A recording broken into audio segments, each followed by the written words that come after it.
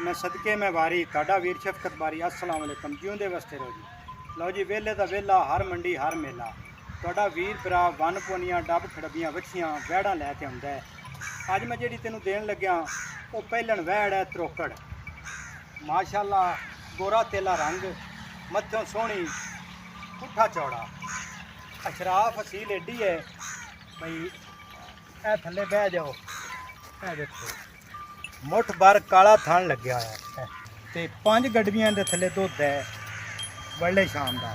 पर मैं तेन 4 दसना मुल्लू घाट ते नस्लू चंगी है आजा लै जा नेड़े दा किराया छड्ड देसां।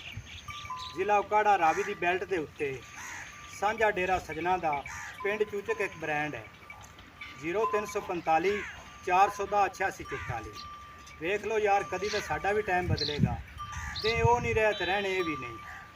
दुआ फकीरां ते रह मल्ला लै भी बेलियो रब राखा साई साडी अग शरीकां।